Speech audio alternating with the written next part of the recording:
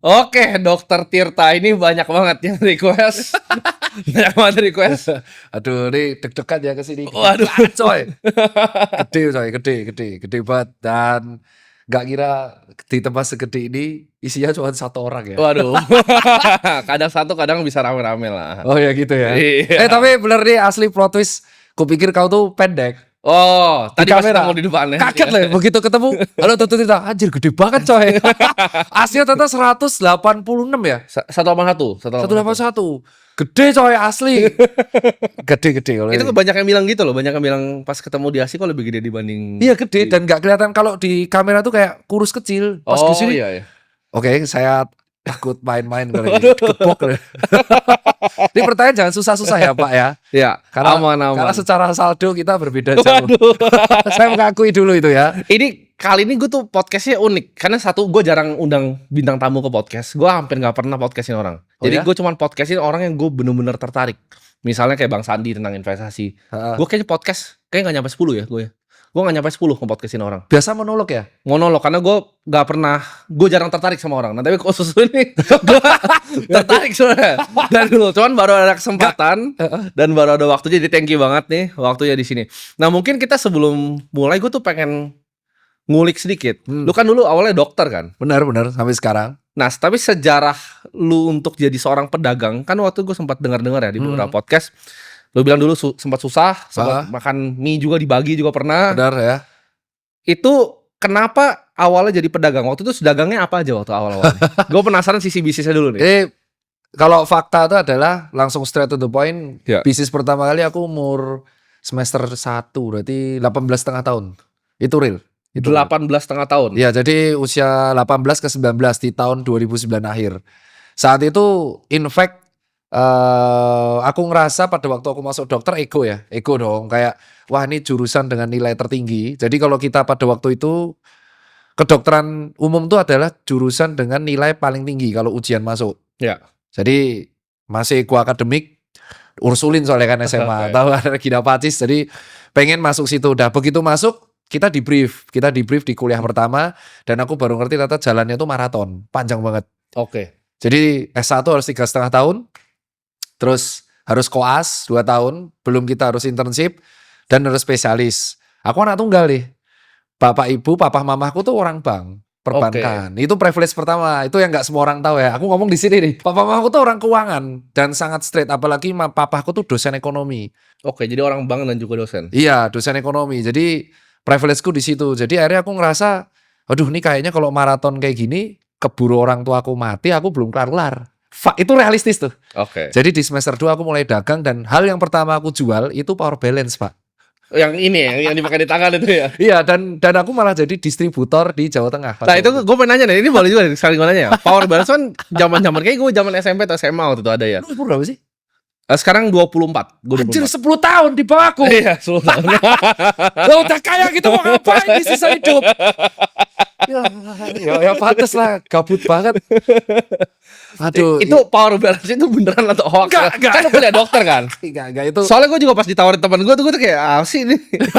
Katanya bisa apa kan lebih Jadi, sehat ya katanya. Sebenarnya saat itu kan kalau nggak salah yang jual itu adalah di official, kalau nggak aku sebut merek tuh Point Break sama Planet Surf. Dan aku ingat banget itu jualnya sekitar 400-600 ribu. Dan itu viral gara-gara. Berarti gue kayaknya ditawarin yang KW waktu itu mahal. Ini lucu banget. Dan ternyata itu tuh viral gara-gara yang make mulai pebasket. Oke. Nah, pebasket mulai make nih. Terus viral kan, karena aku kan kaskusan. Aku kaskus. Jadi shout out to Andrew Derwis, aku kaskus. Ternyata di forum pada mendebatkan itu. Aku beli ori satu di Point Break. Dan aku beli yang dari kaskus. Gak ada bedanya, Pak. Oh. Bedanya itu cuma hologram. Oke. Jadi akhirnya aku berpikir, ini ori semua nih bagiku nih. Udah, aku cari supplier. Terus aku jual lah di kampus. Wih, viral, Pak. Kampus tuh pada beli semua. Sehari aku bisa jual dari 10, 50, 1000. Ya udah, itu dagang pertamaku cuan di situ setengah tahun.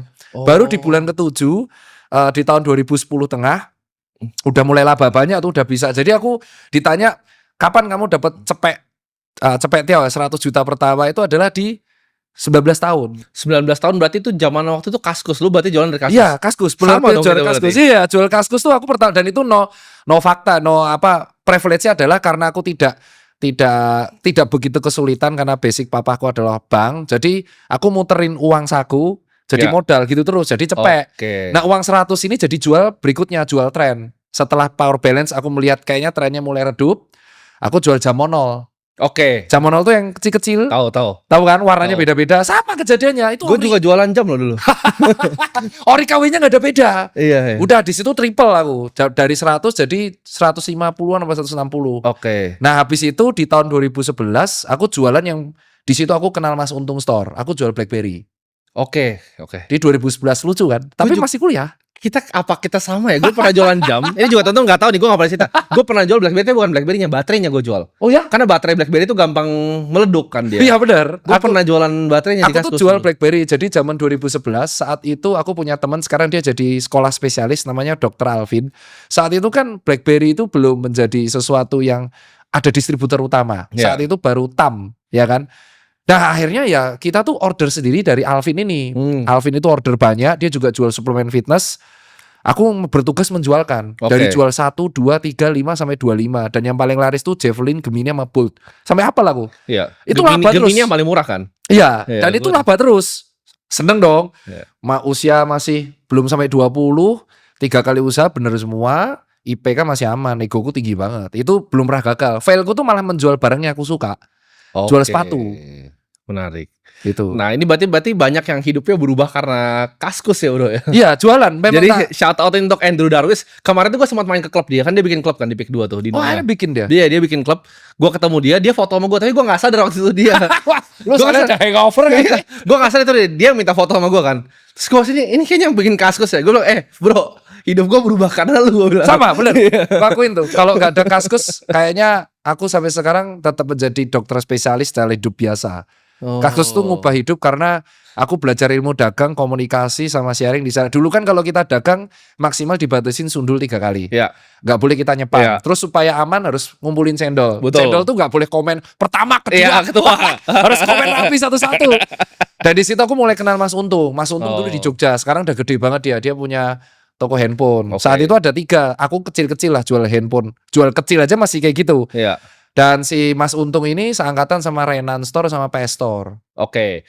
Nah, itu tapi gimana caranya waktu itu lu balance antara jadi pedagang? Kita ngomongnya pedagang ya waktu itu ya mungkin ya. Belum pengusaha seperti sekarang. Pedagang sama jadi seorang dokter. Waktu masih kuliah posisinya kan. Masih Dan kuliah. dokter kan salah satu kuliah yang orang bilang paling sulit. Lebih sulit dari hukum kan banyak yang bilang.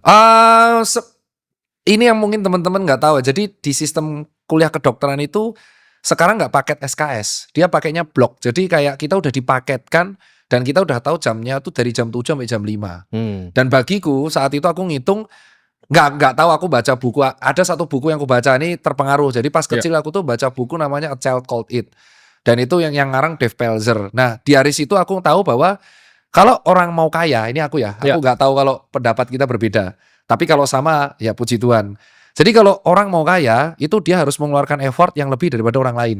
Oke ya. Nah, orang normal saat itu melihat bahwa habis kuliah ya 9 to 5 pulang, garap tugas, tidur. Dan aku merasa saat itu hidupku kalau mau berubah ya aku harus mengeluarkan effort yang lebih, dan effort lebih itu kugunakan buat dagang. Jadi ya 7 jam kuliah, 5 jam itu dagang, 2 jam itu bisa buat belajar, sisanya tidur. Jadi aku praktis tuh bisa setahun nggak pulang Solo. Padahal mudikku cuma Solo. Solo Jogja tuh deket. Kampungku Solo. Bisa nggak pulang. Yang setahun aku bisa nggak pulang. Tahun cuma sekali, pulang cuma sekali. Karena ngurusin dagang, COD sana sini. Oke. Nah itu kan waktu itu sempat lu transisi ke usaha cuci sepatu kalau gua nggak salah sampai Ya itu beberapa 2013. cabang, kan? 2013. Nah apa yang bikin pertama kali idenya usaha cuci sepatu itu? Inspirasi dari mana? Inspirasinya. Jadi ini kan tadi aku bilang 3 kali usaha aku laba terus. Ya. Nah yang keempat ini ego. Jadi aku berpikir aku laba terus nih. 3 ini aku nggak suka. Aku suka sepatu. Dan saat itu aku bertugas pengen menjualkan barang yang aku suka, yaitu sepatu. Kebetulan sepatunya brandnya namanya Macbeth. Dan saat itu Macbeth viral banget. Belum, sekarang udah comeback tapi nggak seviral dulu. Dulu ada band-bandan namanya Blink 182, sampai sekarang masih ada. Jadi aku ngeborong Macbeth semua. Ternyata POV ku sebagai penghobi dan POV ku sebagai customer tuh berbeda. Jadi aku cenderung kulak, kalau orang bilang pedagang ya kulak, itu yang menurutku suka, keren. Ternyata ya nggak works, nggak laku. Nah, itu titik rugi pertama. Akhirnya kenal di Kaskus, ada sebuah forum lagi. Nah ini nyelamatin tuh. Kita nyebut forum, ternyata forum itu namanya Sneaker Addict dan itu jual beli. Selain dia ngobrol tentang sneakers, dia jual beli sepatu bekas. Oke. Nah pas jual beli sepatu bekas, aku dapat nih customer pain point-nya. Ternyata kalau jual beli sepatu bekas, sepatunya itu gak dibersihin. Oke. Dan saat itu pembersih masih mahal, terkenal di Jakarta, di Kemang doang yang bersihin sepatu. Ya udah di Jogja aku bersihin dari kos ke kos, COD masih ingat aku COD dan COD-nya itu masih ada di depan 3 Second di Jalan Kaliurang. Nah, awal puncaknya itu ya makanya kalau kita berusaha lebih pasti akan ada alam yang membantu. Gunung Kelut itu meletus di 14 Februari 2014. Ya, jadi aku nyuci di kos tuh dari 2011. Ya udah penghasilan biasa 2 kali UMR lah, 2 kali UMR Jogja saat itu berarti 3 ribuan. Cukup lah buat nambah-nambah. Gunung Kelut meletus, abunya tuh ke Jogja. Aku tuh post foto before after di Instagram sama Twitter. Oh, Viral. viral. Fotonya viral, ya udah the rest history. Habis itu aku September buat toko pertama, buat toko kedua, toko ketiga, dan aku setuju sama statementmu yang bilang kalau bisnis belum menjamin tete bengek, jangan ngajuin debt. Ya, sampai sekarang aku belum punya debt. Oke. Itu setuju Menarik. dulu. Itu setuju. Aku suka statementmu itu. Iya. Itu aku nggak punya debt dan aku hanya muterin equity laba dari equity, kuputerin yang karena bapakku dosen ya aku low risk ya. Jadi equity dari toko 1 jadi toko 2, toko 1-2 jadi toko 3 gitu terus sampai sekarang. Oke, itu berarti yang cuci sepatu. Berarti Iya. lu pernah juga punya, kalau gak salah, titip sneakers. Nah, gue pengen nanya, kenapa bikin bisnis yang titip sepatu? Oh, Titip jual sepatu. Karena gini, ini pengalaman gue ya, dan gue lumayan kenal banyak orang yang di industri ini juga, yang besar-besar, dan itu sebenarnya kan banyak yang nggak tahu itu sebenarnya bisnis yang tidak terlalu menguntungkan kan sebenarnya. Karena satu, lu nggak bisa kontrol stoknya, lu nggak bisa kontrol pricingan itu sepatunya orang, lu mesti ada beban autentikasi, lu mesti ada shipping dan segala macem, logistiknya berat. Betul. Dengan margin cuma 10-30%. Ya betul, tepat sekali, gak ada beda ya. Tapi salah satunya jadi gede di Cake Avenue. Iya. Ini menarik nih, tadi riset karena data. Oke. Jadi di Instagram itu aku titip jual itu lewat Instagram. Namanya dulu Cipeng Store. Itu julukan awalku terus jadi Cipeng Store itu yang membuat awal mula Instagramnya Tirta dari 10.000 menjadi 150.000 tuh Iya. Cipeng Store. Alasannya simple karena aku punya industri cuci sepatu. Aku tuh saat itu kan belum ada AI semasif ini, belum ada sumber data. Aku juga belum tahu cara analis data, belum bisa connect engineer. Aku hanya pakai cara bodon kalau sepatu yang paling sering dititip jual itu adalah sepatu yang paling sering demand-nya paling tinggi. Oke. Relate ya. Jadi aku nggak peduli tuh karena cost-nya kan cuma markup 100.000, Yes. sehari paling laku 10 itu cukup bisa buat bayar pulsa atau gaji admin. Tapi kita tahu misalkan di bulan Oktober yang titip jual tertinggi fans autentik saat itu. Berarti aku akan buat konten YouTube fans autentik dan aku Oke. akan ngebuat promo cuci sepatu khusus fans. Oke. Jadi aku mempelajari bahwa titip jual itu kita akan bisa mempredik tren sepatu apa yang lagi dicari sama market saat itu. Oke. Tapi memang nggak ada labanya, itu betul. Labanya tuh sangat boncos. Dan aku termasuk angkatan pertama sebelum Lucky Cat, Unbranded dan kawan-kawan. Oke. Dan gara-gara itu bisa nebak. Yang paling sering dititip jual di 2018-17 tuh Vans. Oke. Terus 2019 tuh peralihan ke Jordan, Chicago, Off-White semua. Ya. Sampai akhirnya aku udah tutup karena sudah gak ada waktu. Sekarang datanya kan aku sudah punya CTO kan yang bisa mengolah. Ya dari situ kita bisa mempredik, oh ternyata hari ini yang demand tertinggi sepatu lari, maka kita akan membuat movement lari, that's it. Oke, menarik. Jadi itu memang awalnya sepatu berarti karena kecintaan kan. Ya, Tapi kalau sekarang gua tanya, bisnis Dokter Tirta ini ada apa aja, Dok? sekarang? Oke, ya Yang sekarang digeluti itu apa aja, dan apakah personal brandnya ini termasuk ke dalam bisnisnya. bisnis juga? Ini pertanyaan menarik nih. SPT ku tuh tinggi tuh, sempel. Aduh, ya ampun, nyetor pajak. Bukannya bagus SPT tinggi? Betul, penyetor tertinggi ya kan, penyetor termasuk tinggi, jadi seneng lah. Bisnis utamaku yang nggak semua orang tahu aku adalah aku tuh konsultan beberapa perusahaan. Oke. Itu yang pertama ya. Jadi aku menjual intelektual yang aku punya itu untuk konsultan beberapa perusahaan di bidang fashion dan FMCGs. Oke, jadi kayak Strategis.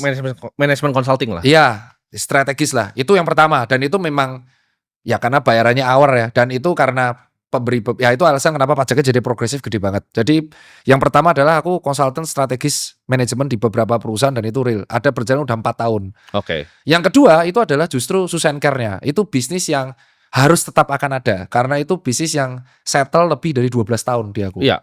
Oh, Itu udah 12 tahun berarti 12 tahun. Tahun ini tahun 13 dan itu nggak bisa ku apa-apain gitu. Nggak bisa ku eskalasi itu yang mentoknya segitu, ku turunin nggak bisa. Jadi dia growth-nya paling 2%, 5%. Tapi harus tetap ada kan itu ya? sejarah Oke. historical.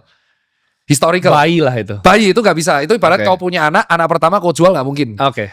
Itu harus ada. Terus yang ketiga itu aku ada yang namanya 4Wave. Dia itu marketing consultant. Jadi beda Oke. sama yang pertama ya. Kalau aku yang personal ini marketing consultant. Dia khusus ngurusi Itu bisnis. personal atau ada banyak konsultan lain? Kalau ini banyak konsultan lain. Itu khusus untuk skala bisnis yang di bawah 15M per tahun. Oke.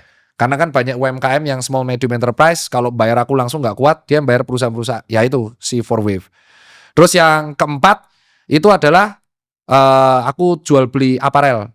Jadi Oke. aparel brand lokal. Itu idealis. Itu bisnis rugi. Oke. Semua orang pengusaha pasti punya satu bisnis idealis yang rugi. Oke. Nah itu aku punya nih. Ini aku suka karena aku masih suka sepatu, aku masih suka koleksi outfit. Itu Ya. tokonya di Post Blok. Itu boncos tapi aku akan hidupkan terus karena aku bisa seneng aja ketemu customer memilih sepatu. Yang Oke. terakhir itu bisnis terkait profesi utama. Tidak aku suka tapi harus aku lakukan. Oke. Itu klinik wellness dan dermatologis. Oke. Karena aku suka sport, partnerku banyak dermatologis, kita membuat barang itu di Yogyakarta. Oke. Itu 5. Kalau personal brand apakah masuk ke situ? Apakah lo take endorsement dari luar untuk semacam media placement atau gimana? Jujur boncos. Semua konten yang aku buat itu rata-rata kayak contoh di Instagram dan YouTube itu adalah personally dari OPEX-ku sendiri. Cost pribadi berarti Cost pribadi. Dan itu memang dibuat untuk mendekatkan aku pada si customer. ya? Oke. Nah itu jadi ibaratnya aku hanya saat itu aku menirunya gini. Aku melihat bahwa Mark sama Jeff Bezos itu kenapa ngonten saat itu. Aku melihatnya. Terus kenapa mereka atletis. Jeff Bezos itu bahkan latihan MMA. Terus Mark itu kemarin 5K-nya aja di bawah 20 kilo. Jadi aku Ya. melihat kenapa orang ini konten gitu. Terus akhirnya yang aku lihat, oh berarti mereka menjadi BA perusahaannya sendiri. Nah itu yang aku lakuin. Oke. Jadi Jadi gue kalau- nanti ada pertanyaan tentang Jeff Bezos di belakang. Iya kan? Ini menarik. Jadi aku tuh menganggap orang-orang ini aneh ya. Kenapa Elon Musk tuh sampai membeli medsos. Jadi aku melihat, oke berarti CEO yang jadi personal brandnya di maintain itu dia akan menjadi BA perusahaannya. Cuman ada plus minusnya. Ya. Kalau kita menjadi BA perusahaan sendiri, kita salah statement, habis itu perusahaannya. Ya, kepleset abis. Kepleset habis. Dan aku pernah kejadian gitu berkali-kali. Oke. Pas COVID. Oke. Rontok tuh. Rontok tuh aku pas COVID tuh rontok. Aku dari situ aku belajar berharga banget. Jadi aku melakukan personal brand itu untuk pure mendekatkan diri pada customer. Ya. Nah kedua, nah ini yang lucu. Apakah dapat duit dari endorse? Rata-rata brand yang masuk ke aku itu justru akhirnya menawarkan kolaborasi dan bulking konsultan. Jadi kalau endorse itu kan kayak gini. Kamu buatin konten ya, terus nanti bla bla bla bla. Mereka tuh enggak, mereka ngelempar. Aku punya isu ini, menurutmu apa yang bisa aku lakuin biar ininya selesai. Jadi akhirnya aku menjual solusi. Nah itu ternyata dari beberapa hal yang aku lakuin di medsos. Oke. Ya kayak contoh aku memperlihatkan kemarin di YouTube aku edukasi mengenai mitos fakta kesehatan. Endingnya tuh ada brand yang datang, menurutmu gimana nih deliver message-nya ke masyarakat biar campaign ini berhasil. Ya. Nah itu yang kulakuin. Oke. Jadi kalau dibilang endorse, endingnya adalah dia meningkatkan portofolio untuk konsultan fee-nya. Ya. Ya udah berarti ada duitnya. Menarik. Nah, lo kan sekarang seorang bapak ya. Iya. Nah, apa perspektif yang berubah? Kan tadi Dokter Tita sempat bilang, Dokter Tita yang dulu ketika masih kuliah itu egonya tinggi sekali, pride-nya tinggi sekali. Nah, perspektif apa nih yang berubah ketika lo jadi seorang bapak? Sangat beda jauh sekali sih. Oh kamu belum punya anak ya? Belum. Oh ya 24. Ya benar. Aku melihat diriku yang dulu tuh kayak kamu. Persis. Jadi mirip-mirip. Anak muda, tapi uangnya nggak sebanyak kau ya. Itu disclaimer dulu ya. Disclaimer dulu. Nolnya itu beda 2 ya. Jadi sangat ruwet itu. Jadi bayangkan anak muda saat itu yang saldonya nggak sebanyak kamu. Dan aku belum pernah failer. Aku selalu meneruskan prestasi. Jadi aku tuh tidak bisa dengerin opini orang. Sangat fatal dulu. Aku sangat fatal dulu nggak bisa dengerin opini orang.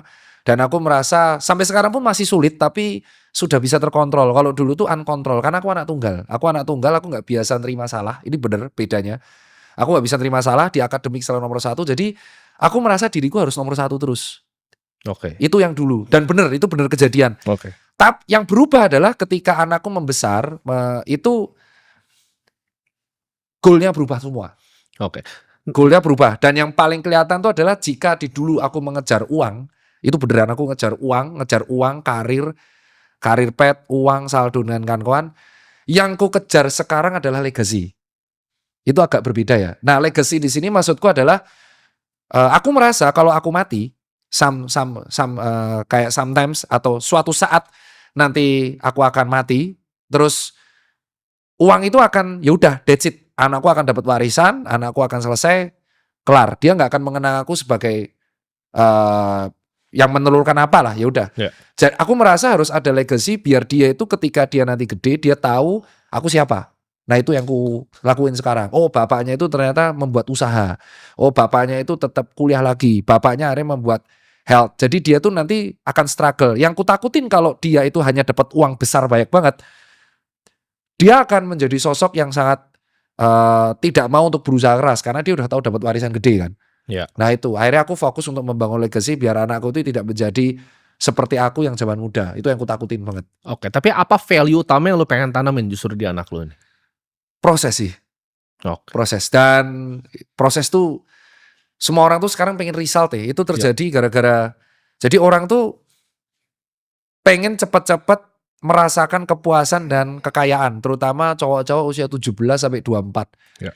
Dan mereka tuh gak bisa sabar, kayak contoh, wah kita gak bisa sabar tiba-tiba di usia 24 dia ngerasa gini-gini doang terus nyerah gitu aja. Ya. Jadi aku merasa mereka harus punya proses. Nah itu yang value yang pengen ku tanamin ke dia. Dan dia tuh pada waktu anakku tuh pada waktu sekarang sudah mulai paham mengenai aset ya.